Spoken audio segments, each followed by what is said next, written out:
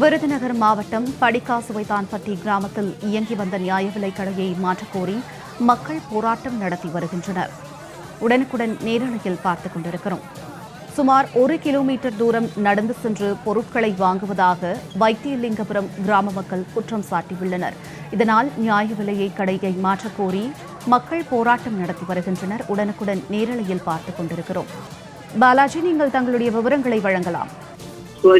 கிராமம் வைத்தியலிங்கபுரம் கிராம பகுதியில் சுமார் 18 ஆண்டுகளாக நியாய விலைக் கடை இயங்கி வந்துள்ளது. இந்த கடையில் சுமார் 900க்கும் மேற்பட்ட குடும்பத்தினர் ரேஷன் பொருட்களை வாங்கி வந்த நிலையில் கட்டிடம் பராமரிப்பு காரணமாக வைத்தியலிங்கபுரத்தில் இயங்கி வந்த நியாய விலைக் கடை மற்றொரு இடமான படிக்காசுவைத்தான்பட்டி தொடக்க வேளாண்மை கூட்டுறவு வங்கி தற்காலிகமாக மாற்றப்பட்டு இயங்கி வந்தது.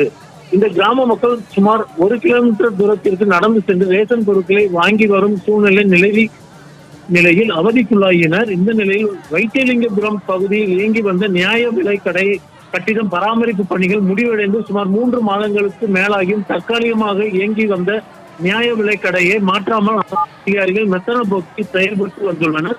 இந்த நிலையில் பொதுமக்கள் அவதிக்குள்ளாதவதை எடுத்து கூறியும் ஏற்கனவே இயங்கி வந்த கட்டிடத்தில் நியாய விலைக் கடையை மாற்ற வேண்டும் என அரசு அதிகாரிகளிடமும் மாவட்ட நிர்வாகத்திடமும் இப்பகுதியை சேர்ந்த பொதுமக்கள் புகார் அளித்தும் எந்த ஒரு நடவடிக்கையும் எடுக்கப்படவில்லை என கூறப்படுகிறது. வைத்தியலிங்கபுரம் பொதுமக்கள் இன்று அன்றாட வேலைக்கு கூட செல்லாமல் 1000க்கும் மேற்பட்டோர் ஏற்கனவே இயங்கி வந்த நியாய விலைக் கடை முன்பு உள்ள இடங்களில் காத்திருப்பு போராட்டத்தில் ஈடுபட்டனர்.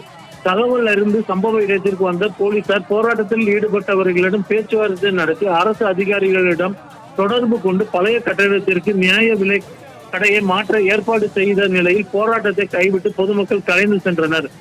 இந்த போராட்டத்திற்கு படிக்காசுவைத்தான்பட்டியின் அதிமுக ஊராட்சி மன்ற தலைவர் முருகேசன் முழு ஆதரவளித்து தலைமை தாங்கினார். பொதுமக்களின் போராட்டத்தினால் விளம்பர திமுக அரசு அடிப்படையில் மீண்டும் பழைய கட்டிடத்துக்கு நியாய விலைக் கடையை மாற்றியது என்பது போராட்டத்தில் ஈடுபட்டவர்கள் தெரிவித்தனர்.